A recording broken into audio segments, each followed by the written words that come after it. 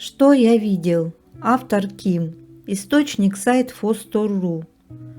Долго думал, стоит ли об этом писать, поверит ли кто. Произошло это вчера днем. По роду деятельности я часто бываю в лесу. Вот и на этой неделе в плане капитального ремонта линии значилась расчистка просеки в ее охранной зоне. Лесники отбили необходимые для валки деревья, а мы демонтировали участок линии примерно в 1,5 километра.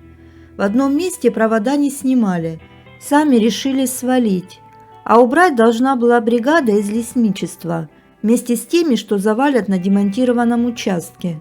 Но получилось как всегда. Кто-то с кем-то что-то не согласовал, и в итоге лесники наотрез отказались разбирать завалы, что сделали мы. А в понедельник надо заново тянуть линию, по завалам провода не раскатаешь. Вот и послали нас троих вчера разгребать это безобразие. Деревья мы роняли вдоль линии, чтобы провода не порвать, и зрелище было очень удручающее.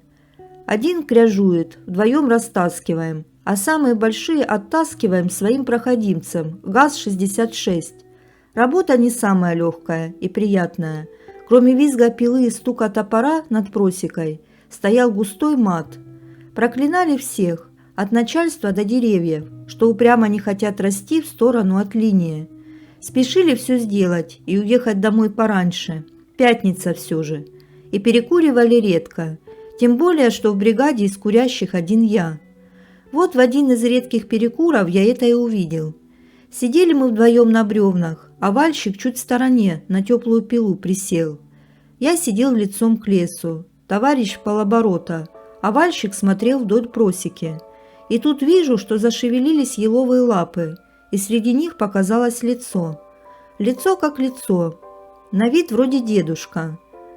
На голове треух, 100 лет их не видел, ниже телогрейка. А что на ногах, уж не видел за мелким подлеском. Первая мысль, чего он тут делает? Ближайшая деревня нежилая, а следующая в 7 километров. Для грибов, понятно, не сезон. Решил поздороваться. А там уж и спросить, может, нужда какая привела. Даром, что далеко. Дедуси у нас крепкие, но будто вопреки моему намерению дед отступил в ельник. Толкнул я товарища в бок и, показав пальцем направление, хотел спросить про деда чудаковатого. Но, повернувшись, он засвистел. Я как-то опешил от такого приветствия и глянул в ту сторону. Из того подлеска выскочил здоровенный заяц и, немного пробежав параллельно просеке, скрылся в лесу. Про деда я уже никому и ничего говорить не стал, но поднялся и под видом пардон от лиц сходил за ту елку. И никого в обозримом радиусе не увидел. Отработали дальше нормально, без всяких происшествий, но позже, когда начали включать этот участок линии в работу, тот самый свистевший напарник сделал ошибку новичка, в результате которой мог там и остаться. Включил заземляющие ножи в сторону линии, находящейся под напряжением. Если бы не великолепная работа защиты, мог бы он осесть кучкой пепла. А так лишь часть района побыла без света, на время, пока по телеметрии не включили линию. Вот сижу и думаю, чего или кого я видел. Решил выложить, колами не побьете, а может, чего и вы скажете интересного. Брошенная ГЭС. Автор Ким. Источник сайт Фостор.ру. Городок, где я когда-то родился и вырос, в свое время имел собственную ГЭС и снабжал себя и окрестности электроэнергией.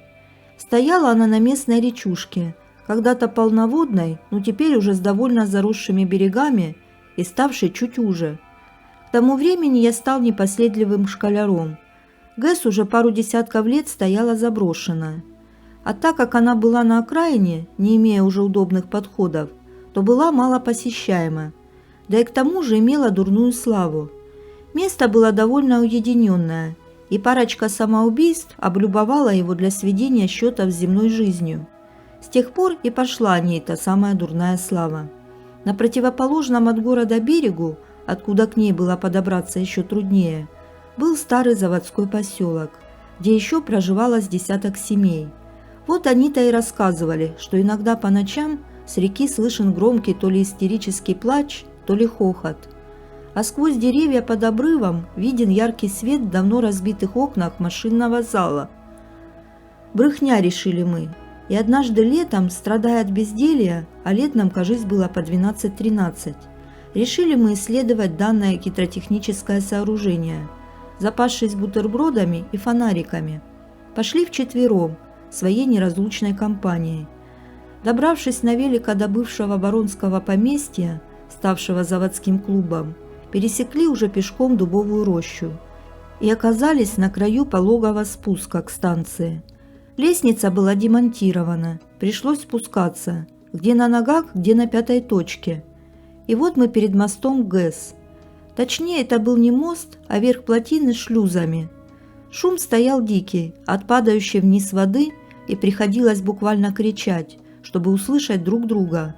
Обошли здание и нашли вход с обратной стороны. Тогда он еще не был замурован. Внутри для пацанов был рай. Кругом хоть и пыльно-ржавое, но волнующее мальчишечью душу оборудование. С устройством ГЭС, надо признать, никто особо знаком не был. Не найдя входа на нижние этажи или подвал, вновь вышли на улицу. И уже у стены, перпендикулярной реке, увидели дверь, окантованную стальным уголком. Открыв дверь, сразу почувствовали, как потянуло холодом. Довольно сильно. Это в разгар лета. Окон там не было, хотя эта часть здания находилась еще над землей, потому пришлось светить фонариком. Внутри было как-то мрачновато и пустовато. Лишь сверху и куда-то в пол уходили то ли трубы, то ли валы тех генераторов. Были и следы от какого-то оборудования, видимо, тоже снятого. Возле стены обнаружилась ржавая крышка какого-то люка, который мы, потрудившись изрядно, открыли. Вниз вела выложенная камнем шахта с мурованным в стену стальными скобами, довольно ветхими на вид. Дальше луч фонарика не брал, слышно было шум воды. Но поразительным было то, что стены этой шахты были покрыты толстым слоем инея. Поразмыслив, мы решили, что он никогда не тает, из-за того, что находится вроде уже ниже уровня земли. Эдакий холодильник. Вниз лезть никто не отважился, и я уже хотела отпускать крышку, напоследок посветив фонарем вниз. И тут показалось мне, что луч фонаря стал короче, что до этого шахта просматривалась гораздо ниже. Я даже удивиться не успел или кому-то сказать, но луч укорачивался на глазах, будто его обрезали. Причем фонарик не сел, на стены светил все так же ярко. Было ощущение, что тьма, которую не пробивал луч, поднимается вверх. Стены шахты переставали просматриваться вглубь. И знаете, накатил такой беспричинный страх, как бывает в кошмарном сне. Бросил я эту крышку, и мы, толкая друг друга, вылетели на улицу. Точно помню, что дверь никто не закрывал, но она захлопнулась за нами с довольно сильным звуком. Торчать там больше никому не хотелось, и мы, будто сговорившись, болтая о другом, тронулись обратно. Уже поднявшись в рощу, где шум не мешал говорить спокойно, все же поделились впечатлениями. Как оказалось, друзья мои ломанулись оттуда не потому, что я побежал, а потому, что почувствовали беспричинный страх, будто в мозгу включили сигнал тревоги. Потом на энное количество лет мы забыли это приключение, пока станция сама не напомнила о нем. Случилось это лет на 5 или 6 позже, уже в те времена, когда ушлые люди начали тырить отовсюду цветмет. Люди в ту пору стали уже осторожные. Шел, кажется, 4-й год перестройки. И до, тогда еще ментов, донесся слух о том, что по ночам в здании ГЭС горит огонь. Жители поселка на берегу боялись, что там устроят пожар, и он по склону придет к ним. Я там не был, пишу с чужих слов. Когда правоохранители добрались до станции с осмотром, то нашли там труп одного из местных забулдых, видимо, решившего там чем-то разжиться.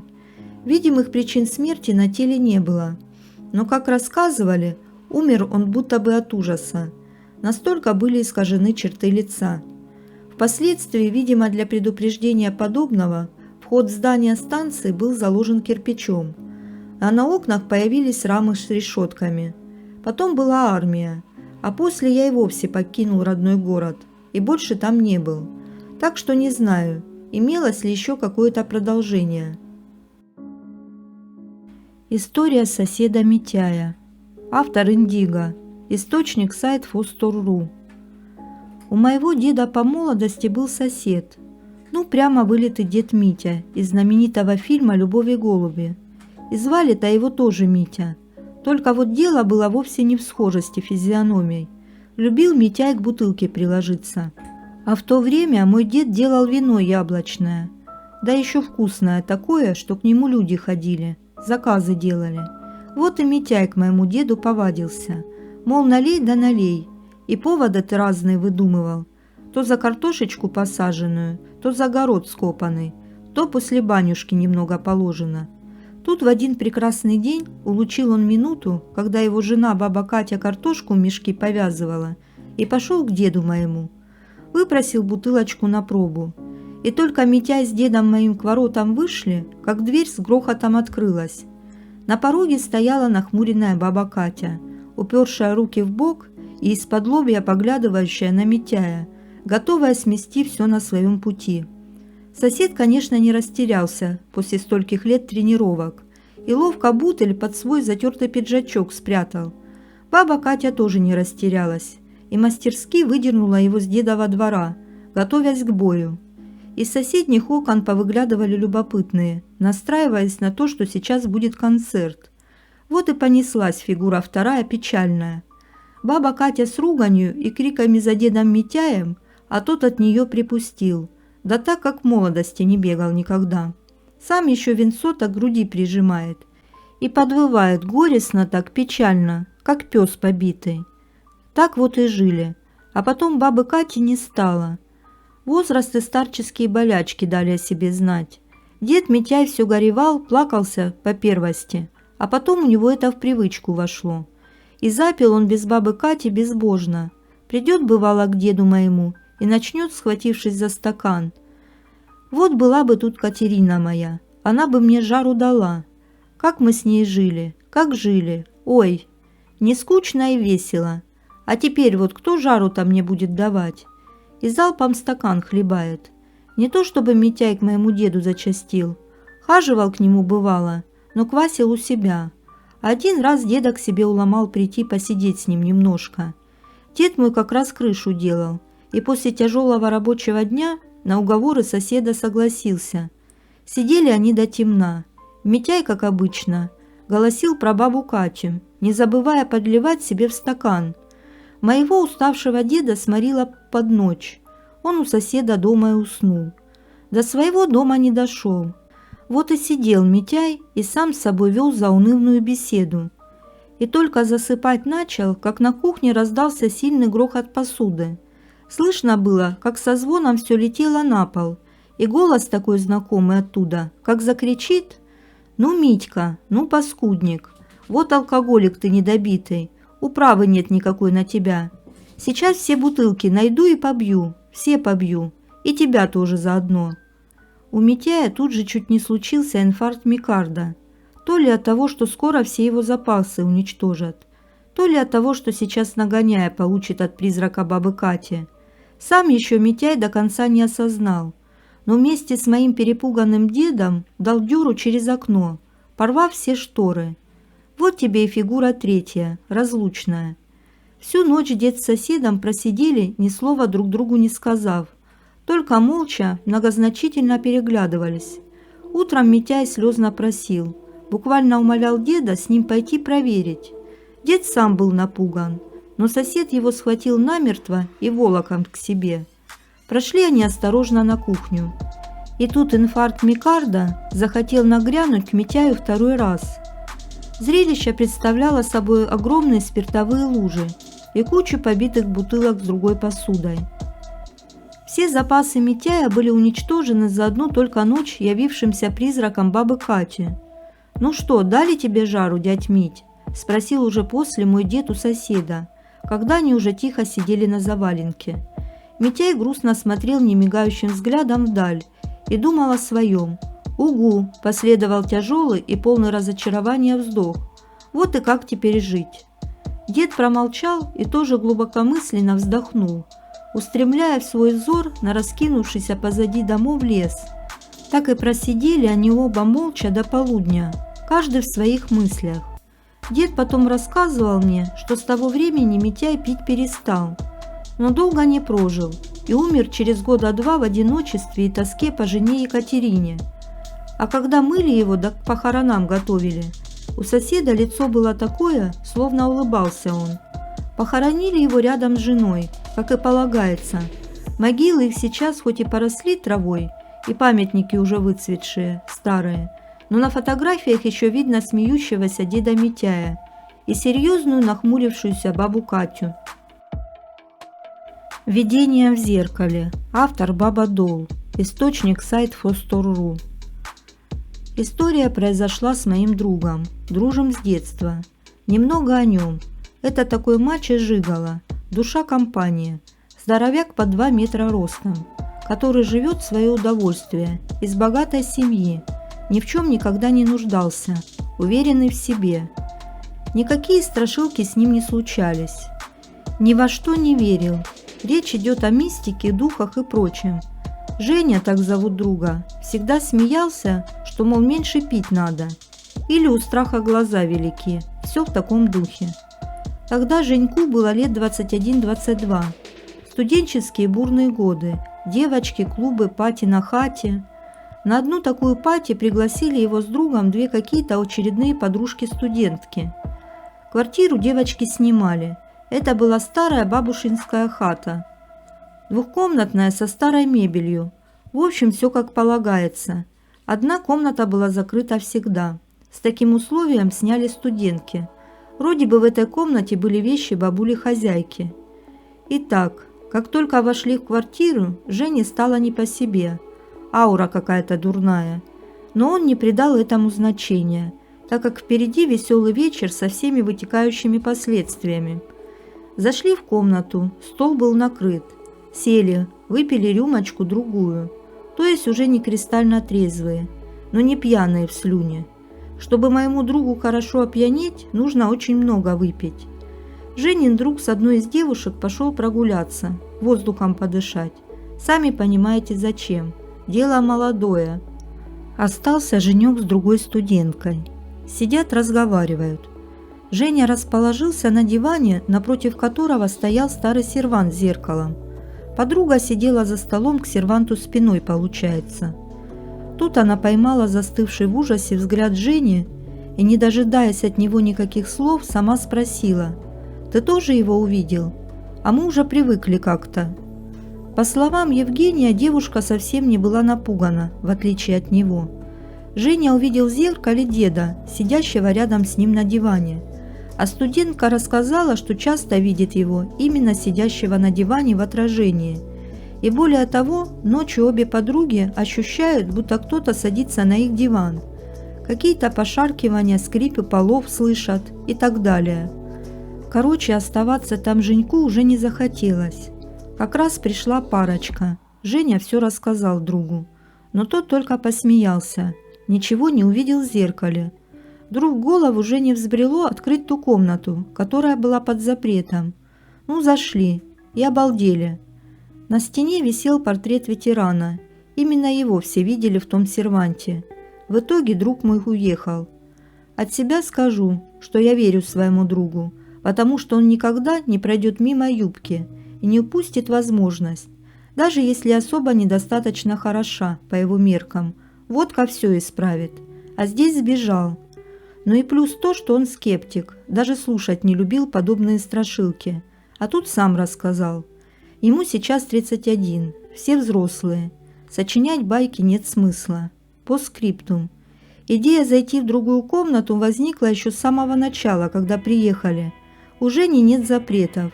Что значит закрыто? Почему нельзя? Может, там сундук с деньгами. Но как-то замялась тема, а после увиденного интерес разыгрался. Кто это или что это было в комнате? Автор Алекс Ан. На сайт попал случайно и не могу начитаться. Некоторые истории действительно жуткие и остаются в памяти для размышления. а некоторые даже для опыта, что ли. Ведь в жизни никогда не знаешь, что ждет тебя за углом. Сам я, в принципе, во всякого рода паранормальные дела не верил. Больше верил фактам и доказательствам. Да, в принципе, и сейчас мое мнение не поменялось. А вот как объяснить необъяснимое – это уже другой вопрос. Я слышал и читал истории людей с подобными симптомами в момент этого переживания. Так что, может, кто меня и просветит. Что же это все-таки было? Собственно, сама история. Хочу сказать, что за полгода до этого события у нас в семье умер отец. Сердечная недостаточность. Это я к тому, что может есть какая-то связь. Не знаю. Это был обычный летний день, точнее утро. Я пробудился ото сна, то есть мозг включился, и ясное дело понимание, что солнечное утро наступило. Но вот по непонятным причинам глаза не открываются. И в этот момент я чувствую, что в комнате я не один. Кто это чувствовал, тот поймет.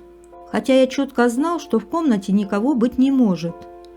Тут нахлынул дикий страх, который я до этого не припоминаю, чтобы испытывал когда-то. Глаза не могу открыть, хотя желание такое было. Да и словно парализовало всего. Ни пошевелиться, ни пискнуть. Все мышцы скованы, ничего не предпринять. И тут я чувствую, что рядом со мной кто-то стоит и дышит, словно человек, то ли носом, то ли ртом. Это, наверное, был самый живой звук за все это время, пока я лежал, словно мумия в саркофаге. Страх, соответственно, никуда не делся. Он только нарастал из-за непонимания, что происходит вообще. Дальше больше. В ногах почувствовал какую-то тяжесть, словно кто-то сел на них. Тут вообще мозг никак не удосуживался понять, что за чертовщина происходит. Чувствовал, словно оболочкой какой-то накрыло тело. Как-то так. Потом та оболочка непонятной энергии, как еще это назвать, которая находилась в ногах, переместилась на грудь. Стало значительно тяжелее дышать. Ощущения такие же, как и на ногах, словно кто-то сел. Чувство сильной тревоги, страха не отпускало ни на секунду. Не знаю, как объяснить дальнейшее. Я очень желал, чтобы это прекратилось. Молитвы не пошли в ход, ибо я не знаю их. Подсознательно как-то просто. Все это закончилось после того, как я то ли по стенке кулаком ударил, кровать находилась в то время вплотную к стене, то ли что-то в этом роде, уже не припомню точно. Вот после этого счастливого удара все так же резко закончилось, как и началось. Страх и тревога испарились, на груди стало легко, да и на душе. Да и вообще я такого резкого перехода от страха до спокойного состояния не встречал на своем пути. Глаза открылись, как у рядового в ночной наряд после того, как сержант будет, резко и незамедлительно. В комнате никого, только я и лучи солнца, проходящие сквозь стеклопакет. Ничего не приукрашивал, написал, как было. Врать не вижу смысла. Кто будет искать изъяны, какие-то неточности, пожалуйста, мне все равно. Хотелось бы узнать ваше мнение, что это могло быть. Есть еще одна история, произошла со мной в армии. Руки дойдут, напишу. Всем удачи. Асим. Автор Ксения. Источник сайт Фостор.ру. Не так давно бабуля моя по маминой линии рассказала мне одну историю из семьи нашего покойного деда. История пойдет от Варвары, сводной сестры моего дедушки. Летом 41-го мы попали в Ленинград. Эвакуироваться уже не смогли. Остальная семья, как позже узнали, осталась где-то под Саратовом. Отец мой и брат старший были на фронте. Адрес они наш новый знали. Так что по мере возможности писали. Жили мы у дальней родственницы, бабушки Зины. У нее была хорошая квартира. Задолго до войны она ушла на пенсию, а была врачом. Не помню я уже каким. Знаю, что операции она делала. Помогать старалась всем. А люди ей часто едой платили, в знак благодарности за спасение. Редко она брала еду, только если у нас совсем туго было. Могла отщепить хлеба или крупу какую взять. Да и вообще, по сравнению со многими соседями, жили мы неплохо. Хотя громко говорить жили в блокаду, да и во всю войну. Существовали мы скорее. Голодно было почти всегда. Вернемся к теме. В 1942, прямо перед самым Новым годом, уже вечером я пошла снега набрать, чтобы растопить его. Прямо недалеко от подъезда набрала я ведро и медленно по протоптанной дорожкой домой бреду. Слышу писк какой-то впереди, голову поднимаю, а там котенок с кулачок, черный-черный весь, ко мне бежит, трясется. Я его под мышку и домой. Пока шла, думала, как домашние отреагируют, выбросят, наверное. Лишний рот кормить особо нечем. Войдя в дом, все были в слезах. Похоронки пришли на брата нашего и на имя Алиева Асима. Из ранних писем брата мы знали, что это его друг. Познакомились они на фронте, помогали друг другу. Про котенка все и думать забыли. Остался он жить у нас. Я обещала делиться своей едой с ним, чтобы другим не в тягость было. Но маленький котенок пришел совсем по душе. Братец мой маленький только говорить учился и назвал его Асимкой. Понравилось ему больно имя это. Ведь говорят же, что коты боль забрать могут на себя. Вот так Асимка и делал. Приходил, ложился тебе на больное место, громко мурчал, и все проходило. Может, самовнушение, а может и вправду так. Ближе к лету наш кормилец Асим воробьем домой таскал. Никогда сам не ел, хотя худенький весь был. Все приносил и покорно ждал, когда его долю дадут. Однажды карточку у мамы украли на еду. Кушать совсем нечего было. Так этот хитрюга крысу больше себя размером приволок. Берегли мы его, как бы кто ни забрал.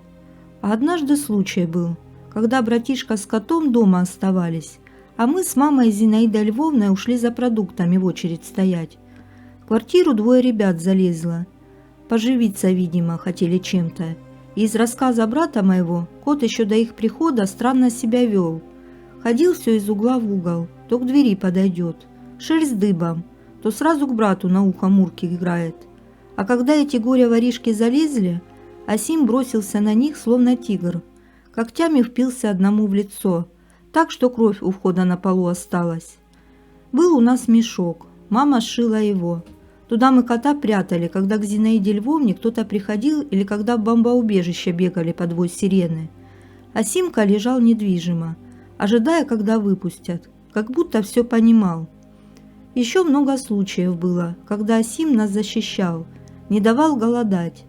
Зинаида Львовна хоть и не верила ни в Бога, ни в черта, а обмолвилась однажды, что не случайно все это, что такой храбрец смышленый к нам попал. Так и пережили мы эти страшные 872 дня впятером. Мама, Зинаида Львовна, братишка Асим и я. После снятия блокады решено было уехать к своим под Саратов.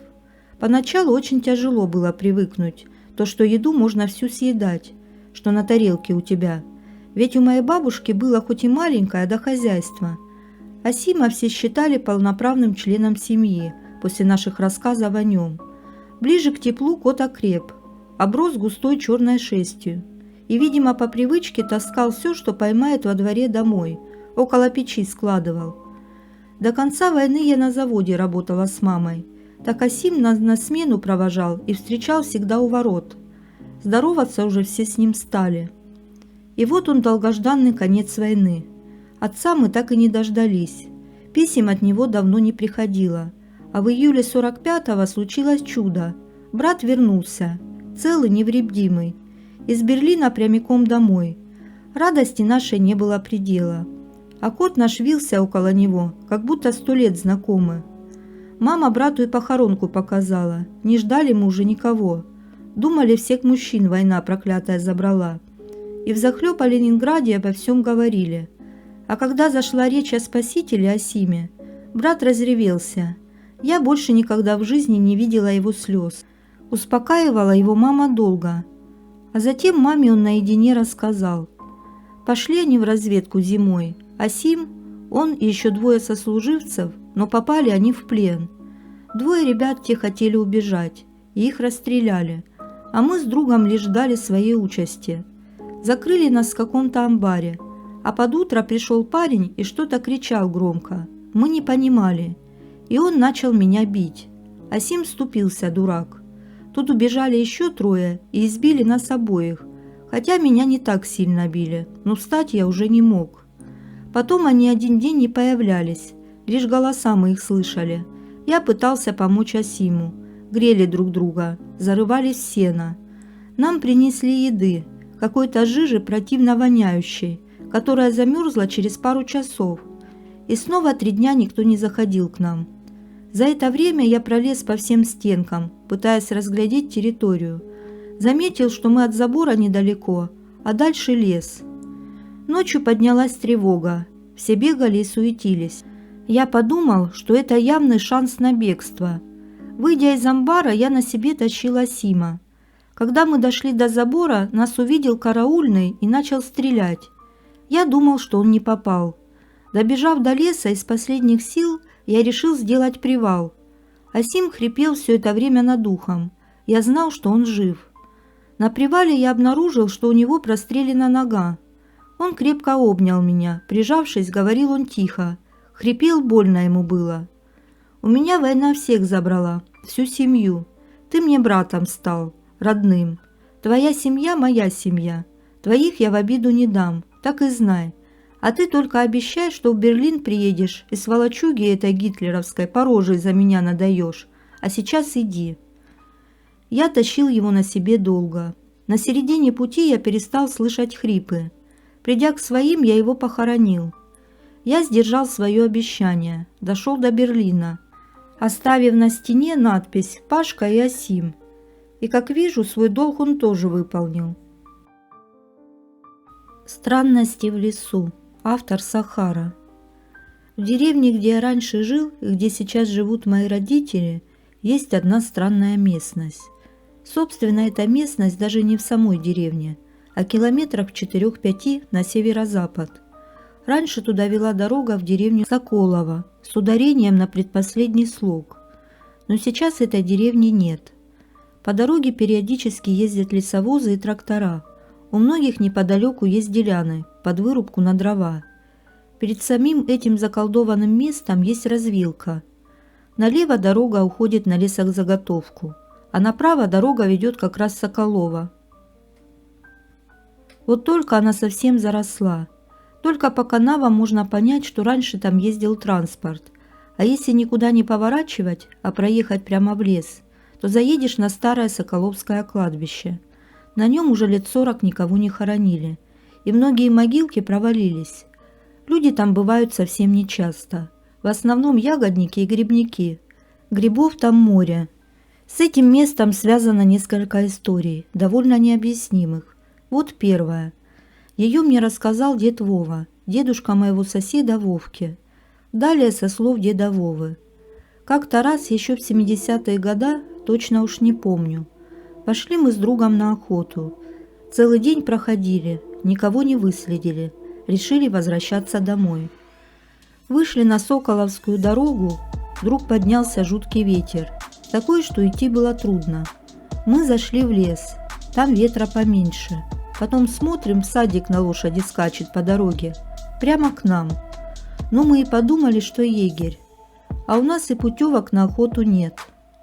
Спрятались в кустах, пока он нас не заметил. Но чем он ближе подъезжал, тем страшнее становилось. Потому что, когда он подъехал, оказалось, что его рост был 3 метра, а сама лошадь была огромная. Одет он был очень странно, как-то по-старинному. Поравнявшись с нами, всадник остановился, посмотрел вокруг и уехал. Как только он скрылся из виду, ветер стих.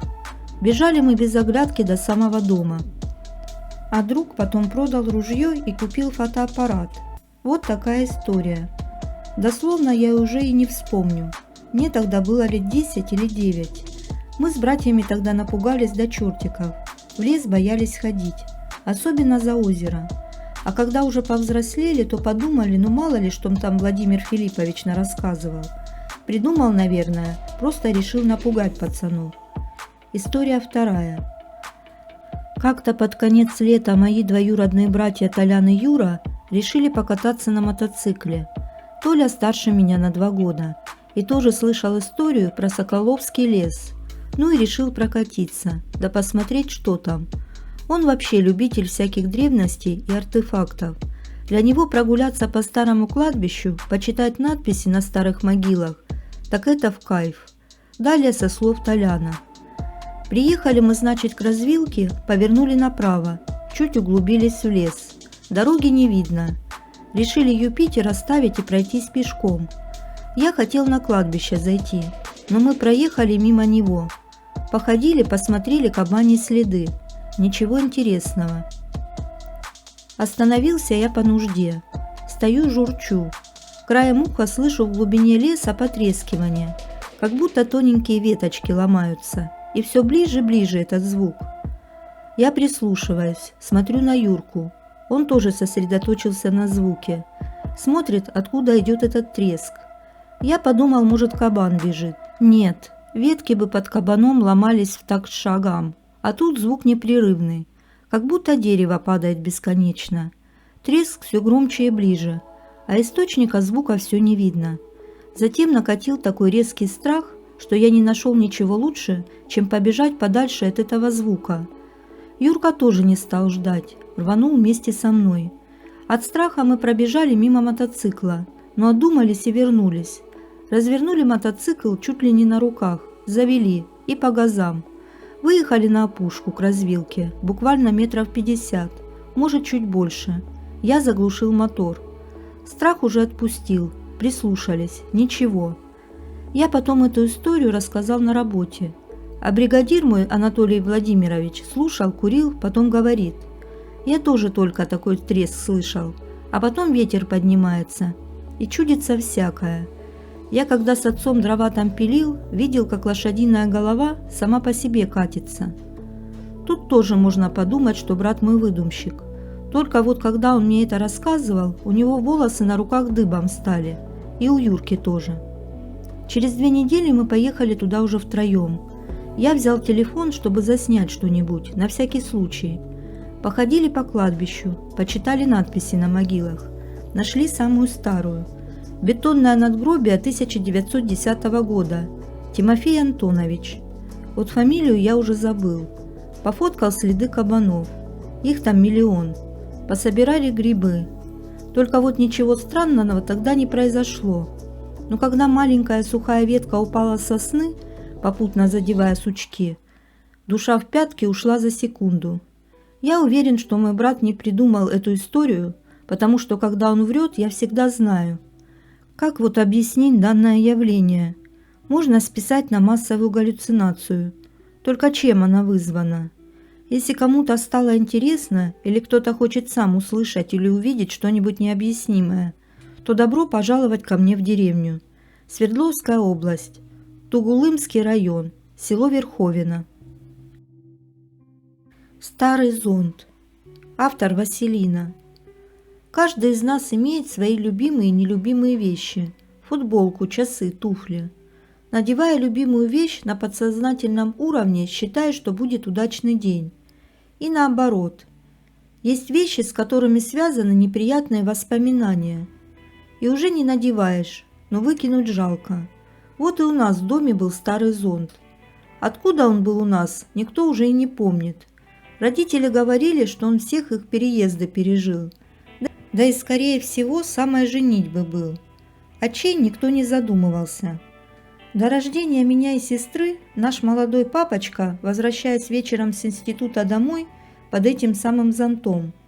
В полумраке осеннего вечера на улице, где не было фонарей, а лишь свет, падающих из окон домой, он спотыкается, падает в грязь, и при этом зонт отлетает в другую сторону. Он встает, поднимает раскрытый зонт и чувствует, как за его спицу что-то зацепилось.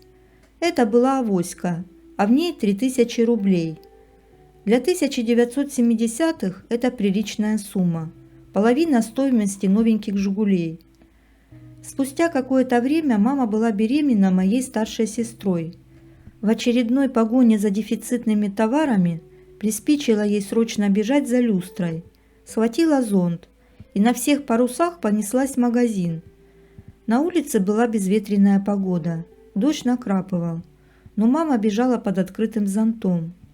Стоит на перекрестке, загорелся зеленый, и в этот момент под зонтом поднялся ветер, и маму резко отдернула в сторону, да так сильно, что она упала на колено. В эти же доли секунд на перекрестке сталкиваются два автомобиля. Осколки разбитого стекла летят на маму. Зонт, прокатившись на 180 градусов, закрывает маму. Ни единого осколка не попало на нее. Мужчина, что всего на один шаг, тот самый шаг, на который маму отнес в сторону зонт, серьезно пострадал. Мама же отделалась ссадиной на коленке. Время 90-х годов. Распад Союза. Каждый зарабатывал как мог. Ночью наша семья тихо-мирно спала. Во встроенном шкафу коридора раздался хлопок. Он разбудил отца. Он, не включая света, прошел в коридор, открыл шкаф. Зонт открылся сам по себе. Во дворе дома поскуливала наша собака. На крыльце был слышен шепот. Отец взял ружье и посмотрел в окно коридорчика, что выходило на крыльцо. Там стояли 3 вооруженных мужчин. Сигнал на пульт охраны. Успели задержать одного. Это был член одной из группировок, что грабили дома предпринимателей, убивали членов семей и сжигали все за собой. Мы же все живы и немного напуганы. К слову, главаря так и не нашел наш доблестный сыск. Моя сестра закончила институт и во время учебы заметила совпадение. Как возьмет с собой этот старый зонт, зачет автоматом, экзамен на 5. С этого времени в нашей семье перед важным делом обязательно кто-нибудь скажет: «Возьми с собой зонт». Это и заметила моя подруга, когда в солнечную погоду, собираясь сдавать ГОСы, мама мне это сказала. Зонтом было еще много разных случаев и событий, важных для нашей семьи. Без всякого сомнения, этот зонт – оберег или талисман. Но на днях я его потеряла, сильно расстроилась и переживала. Мне даже на этой почве снились неприятные ужасные сны. А буквально вчера иду утром на работу, как обычно. Поздоровалась с дворником. Он в ответ: «Ты зонт свой не потеряла случайно?» «Потеряла», – с выдохом ответила я. «Он у меня. Я вчера вечером объявление с подъездов срывал. Смотрю, на лавке зонт лежит. Да и вспомнил, что ваш зонт. Вечно с ним таскаешься». Пишу этот рассказ, смотрю на зонт, и такое странное чувство, что он не может покинуть теперь уже нашу семью. История из жизни. Автор Ромаша. Эту историю я слышала от знакомой моей мамы. Рассказ напишу от первого лица. Случилось это все в селе П. Девушка Ирина никогда не отличалась особым рвением к учебе. Так перебивалась с тройки на двойку. Родители же Елена и Михаил заставляли учиться, что в дальнейшем отправить в город на учебу. Был еще сын, мальчишка обычный, ничем не отличающийся от сверстников. Папа работал дорожным водителем, а мама сидела дома, торгуя самогоном, который сами и гнали. Село маленькое, все друг друга знают, общаются. А чем еще заниматься в выходные да вечерами? По логике только пить. Так вот, не раз в их дом приходили разъяренные жены с воплями и разборками по поводу продажи горючей жидкости. Милиция же сама не раз прибегала к покупке самогона. Так вот, однажды пришла женщина, муж которой, не просыхая, пил, таская последнее из дома. Она устроила разборки, а когда ее послали подальше, она прокричала: «Не будет вам жизни, ни вам, ни вашим детям». Особого внимания никто и не обратил. История пообсуждалась да быстро забылась. Тем более, если не сам мужик придет за выпивкой, так пошлет кого. Так вот, в одну неудачную ночь дома произошел пожар. Родители сгорели, а дети в это время были у бабушки с ночевкой. Сразу пошли слухи, что эта проклинательница подожгла дом. Но доказательств, увы, не нашлось. Так и забылась данная тема. Конечно, помогали всем селом, кто чем мог. Ирине на этот момент уже исполнилось 18. Пришлось забыть про отъезд в город и воспитывать брата.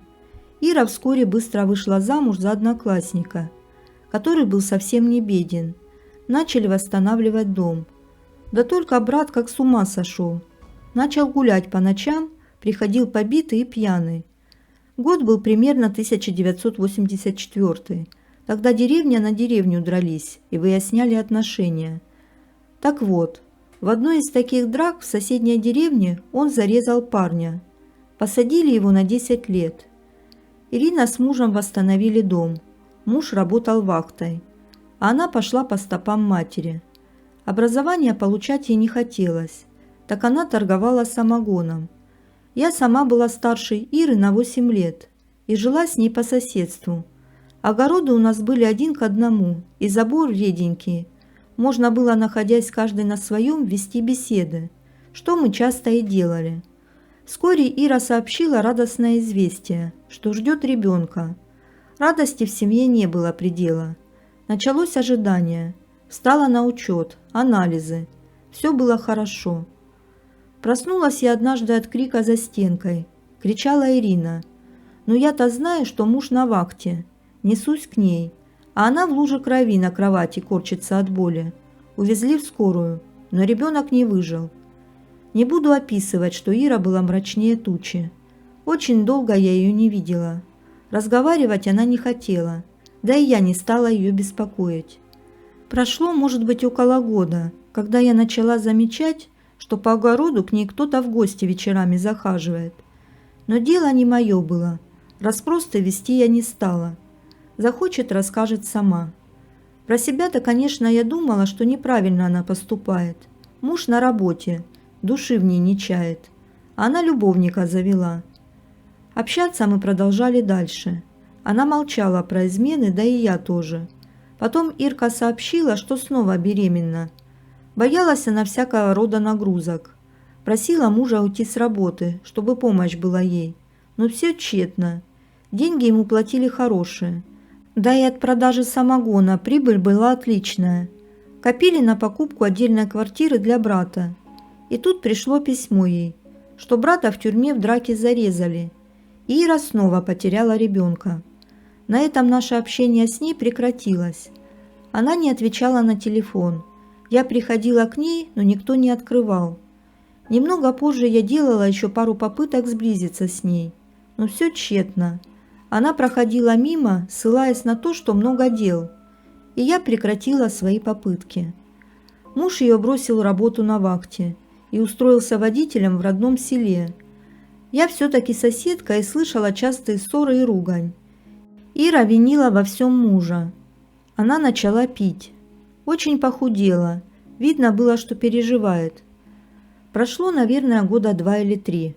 Копаясь в своем огороде, я увидела, что Ира закапывает какую-то яму. На меня она, конечно, не обратила никакого внимания. Да и я не придала особого значения. Ну, роет яму, ну и ладно. Это же огород. Потом по деревне пошел слух, что видели Иру в магазине с пузом. Вот, думаю, радость-то какая. Может, пить перестанет и за ум возьмется. Да только через некоторое время живот у нее пропал. Ну, мало ли что, может, показалось. Да только через год я увидела сама у нее беременность. На что Ирка, которую я хорошо знала и была ее подругой, наорала на меня и велела больше никогда не оказываться рядом. Было обидно, непонятно, и я вовсе забила на всякого рода попытки как-то лезть в их жизнь. Как-то ночью я выходила во двор, туалет у нас находится на улице, и снова увидела Ирку на огороде, снова роющую что-то лопатой. Было теперь как-то жутко. Я подумала, что она тронулась умом. Вскоре я сама родила ребенка, и мы с мужем переехали в другой край села.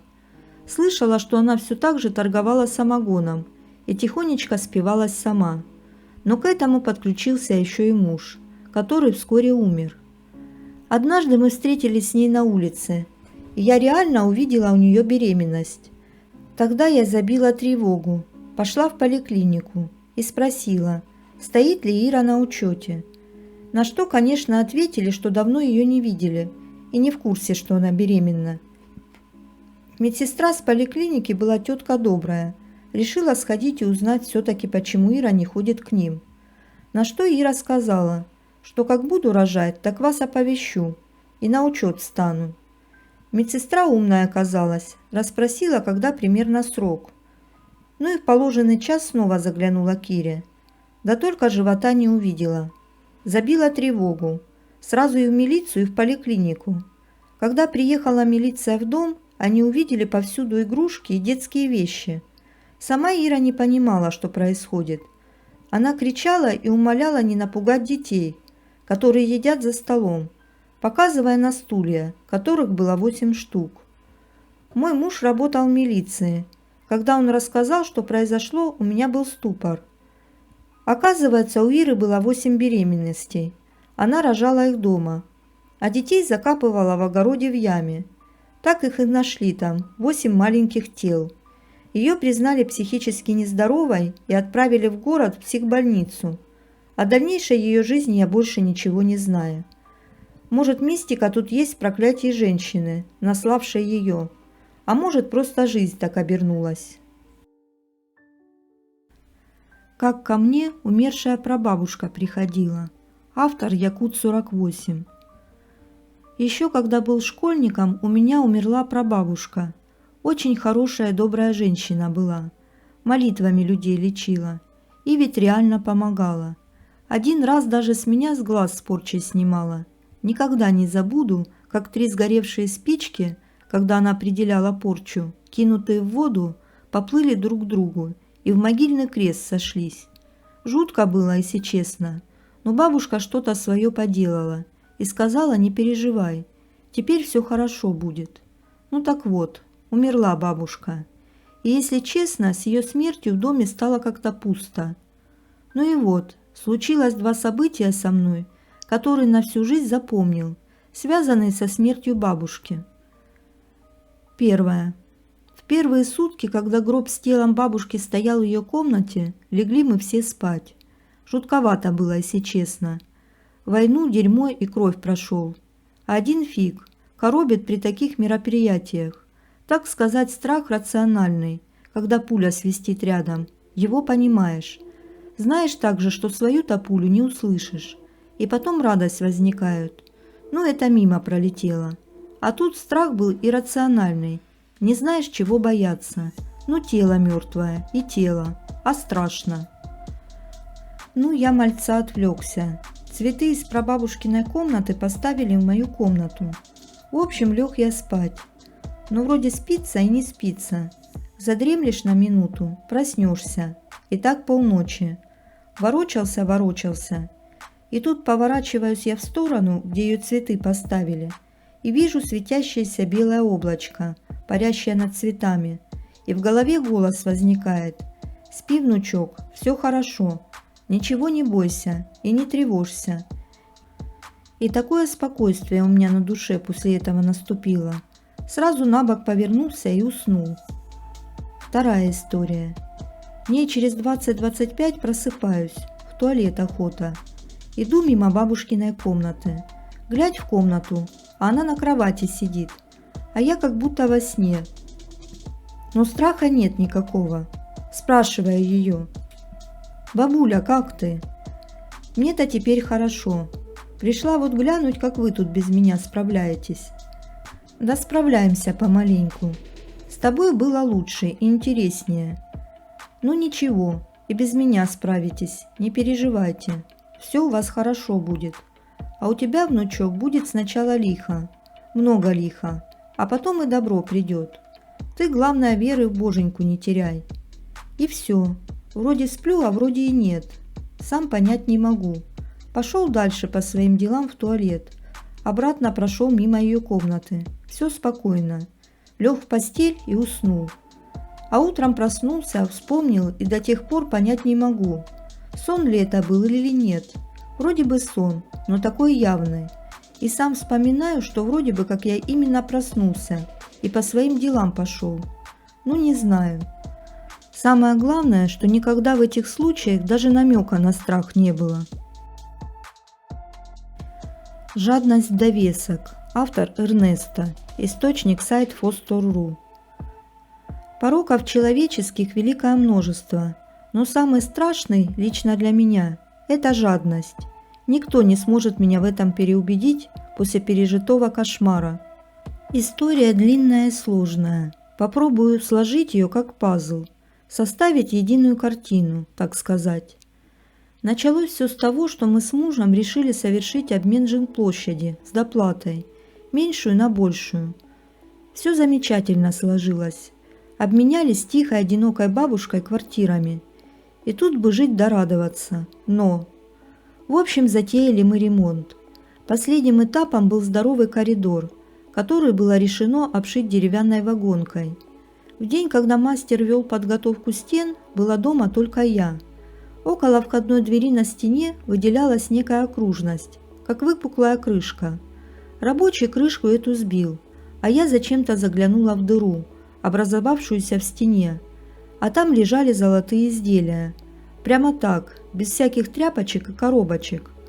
Увесистые цепочки, кольца, кулоны. Я сначала обалдела, а потом появилось нехорошее ощущение и мысли всякие. Одно я знала точно. В этой квартире до нас были только одни хозяева. Эта самая бабушка когда-то получила вместе с мужем квартиру в новостройке. Потом муж умер. Но по рассказам брата бабушки, был этот муж скварлыгой страшной. Мало того, что свою зарплату прятал, так еще и у жены отбирал. Короче, не кормил ни жену, ни дочь. Жили впроголодь. Сложив 2 и 2, я поняла, что золото это запрятал в стене покойный бабкин муж. Ни секунду не раздумывая, решила все это добро отнести бабушке, ведь это же по праву ей принадлежало. В тот же день отдать не получилось, и я решила взять золото на работу, а вечером заехать к бабуле по пути домой. Так страшно, как в ту ночь, я уже давно не спала. Долго не могла уснуть, как что-то давило на меня. Воздуха не хватало. Как заснула, не помню. Но вот что мне привиделось. Захожу я в квартиру и смотрю направо через коридор и вижу в открытую дверь большую комнату, а там посреди нее стоит стол, а на столе гроб с покойником. Лежит он в костюме, руки на груди сложены. Я возмущаться начала. Это какой же гад мне в дом покойника в гробу притащил, да еще и посреди комнаты поставил. В это время покойный в гробу поднимается в положении сидя, поворачивает на меня голову и грозит пальцем. Проснулась я от собственного крика. Спать боялась и вся разбитая поехала на работу. Естественно, что вечером заехать к бабушке сил никаких не было. Ночью я опять увидела тот же кошмар. Один в один, как по сценарию. Следующим вечером я неслась в свою старую квартиру с этим несчастным золотом.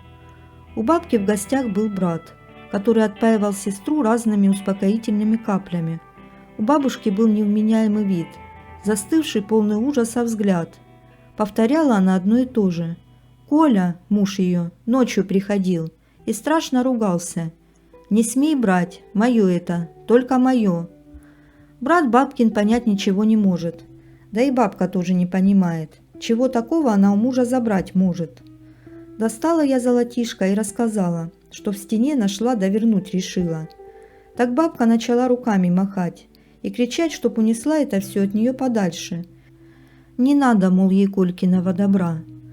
На следующий же день велела я мастеру дыру с золотом замуровать и следила, чтоб ничего не стащил. Я думала, что этот жадный тип успокоится, но все пошло не так, как хотелось бы. На тот момент муж у меня был тоже Коля, абсолютно спокойный человек, не страдающий никакими пороками. Так вот, после всей этой истории начал мой Коленька сильно меняться. Не буду растягивать, скажу только, что в итоге стал мой муж ужасным скрягой. Просто до позора. Когда он закатил истерику возле киоска с мороженым, где я собиралась купить самое дешевое за 3 рубля, и то только потому, что знала, если куплю дороже, то его точно на скорой увезут. Мне стало по-настоящему страшно. Но и это еще не все. Коля стал бегать по бабкам. От меня шарахался и отмахивался веткой чертополоха. Без него он по дому вообще не ходил. Потом муж врезал замок в одну из комнат, переселился туда и перестал есть. Только колбаса и хлеб. Как-то раз, вернувшись с работы, я обнаружила, что муж убежал из дома, прихватив все имущество. Вот тут-то я решила взять котенка для дочки. Муж домашних животных не переносил, а ребенку хотелось. Работала я в городской администрации, вот у нашей вахтерши Тамары и взяла котеночка. У Томы была парочка, котик и кошка. Так вот, котенок был очень воспитанный и к лотку приученный. Не прошло и 3 дней, как котик мой ополоумел Зигзагами скакал по квартире днем и ночью, выпучив дикие глаза, и орал так, как будто его режут. В лоток он ходить перестал, гадил где попало, причем иногда прямо на бегу. Ночью он с огромной скоростью взлетал по ковру, а потом с ужасным криком прыгал мне с дочкой на лицо, больно впиваясь когтями. Я стала не хуже параноика, боялась крепко уснуть, представляя, что останусь без глаз после очередного такого прыжка. Вы спросите, почему я не закрывала дверь на ночь, предварительно выставив кота. Как же, закрывала, но он каким-то образом оказывался в комнате. В тот самый момент, когда я крепко спала. Двери у меня были из настоящего дерева, тяжелые и открывались не в комнату, а в обратную сторону.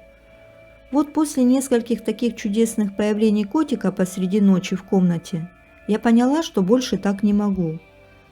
Страх забил окончательно все остальные чувства. Рано утром, проводив ребенка в школу, я решила отвезти кота Тамаре. Она за него спрашивала каждый день и просила отдать обратно, если что. Кота я долго ловила. Он дико орал и в руки не давался. Когда же я его все-таки взяла, в руку мне вцепились сразу все когти, а его глаза – это были не глаза котенка. Какая-то дьявольская ненависть в них и этот страшный вой, который он издавал. Я его держала, пока ехала в лифте, и от ужаса у меня волосы шевелились на голове.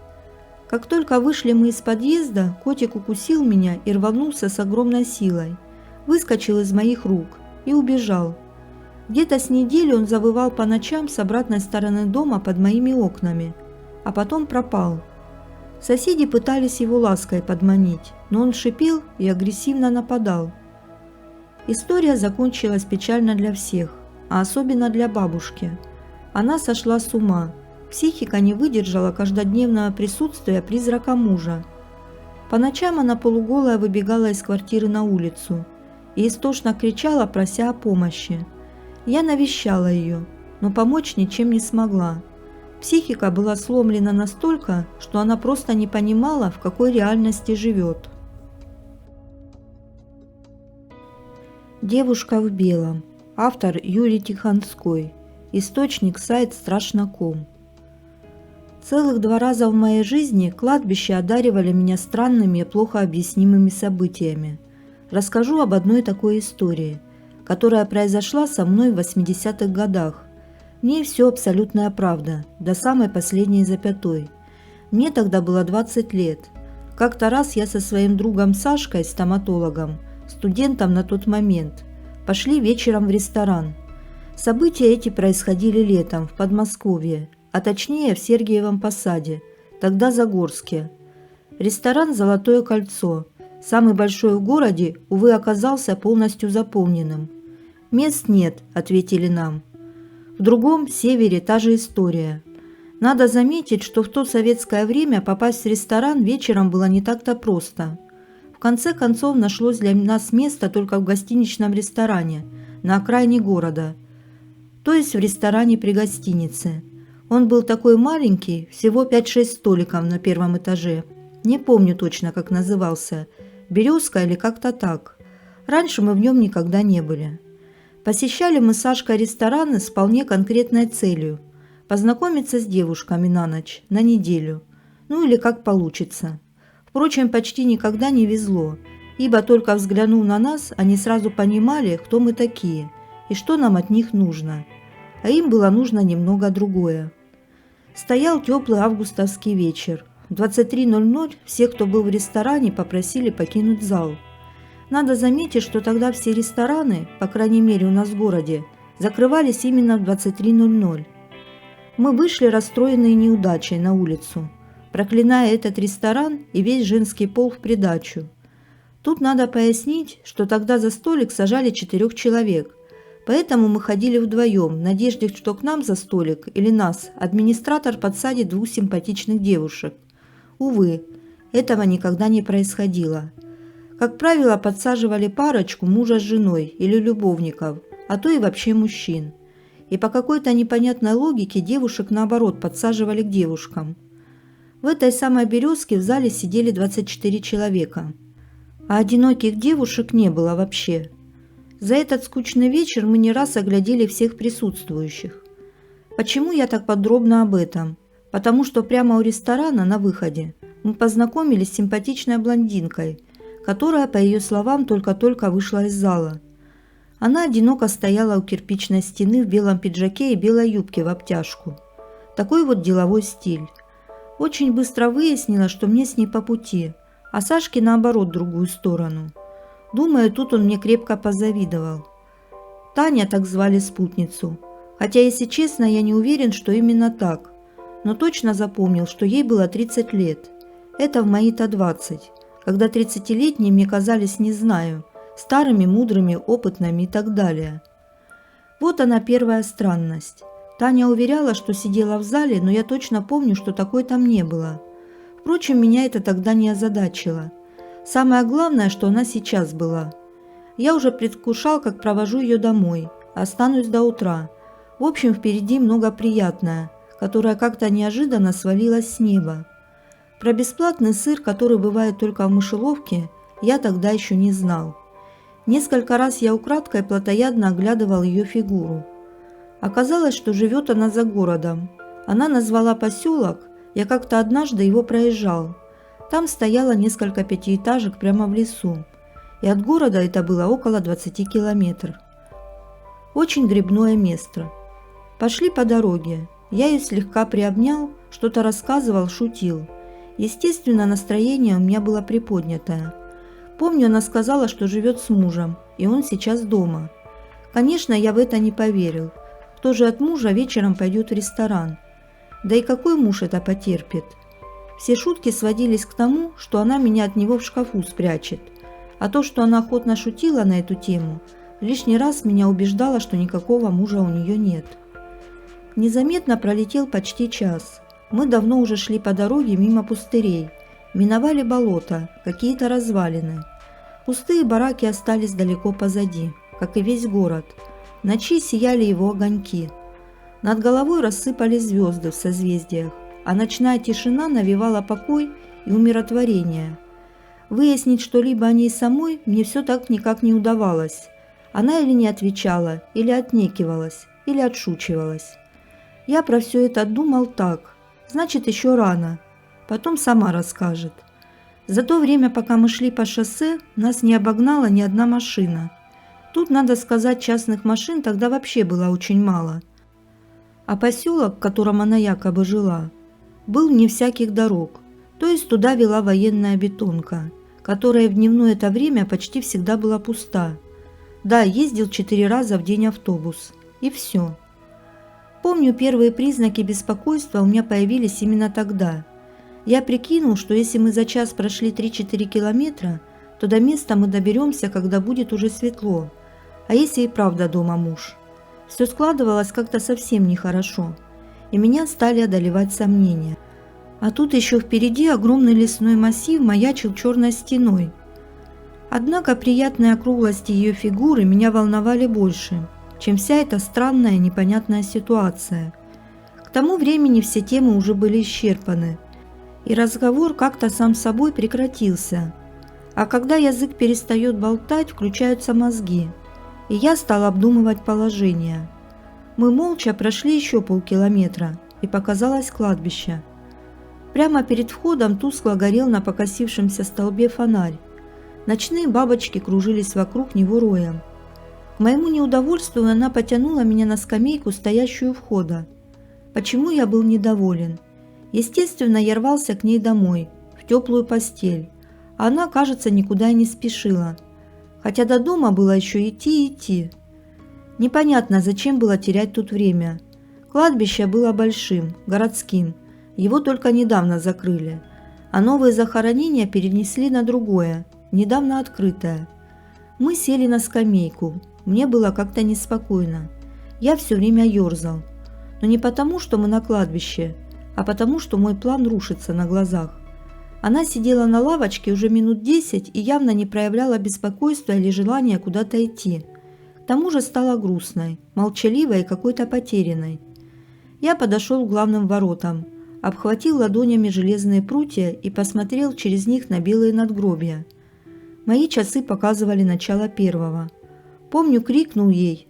Она сидела в 20 метрах за моей спиной. «Вот, смотри, сейчас полночь, а на кладбище все спокойно». Она ничего не ответила, только опустила голову еще ниже. И тут меня осенило.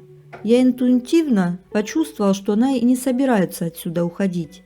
И никакие мои уговоры не подействуют. Автобуса не будет. А идти через лес 15 километров в какой-то глухой поселок – чистое безумие. Странно, как я раньше не мог этого сообразить. Мне надо возвращаться домой, и чем быстрее, тем лучше. Но как сказать ей, что я не пойду дальше? Будут слезы, истерика или обзовет. Плевать, скажу и уйду. Я так и сделал. На мой сбивчивый монолог она почти никак не отреагировала, разве что слегка усмехнулась.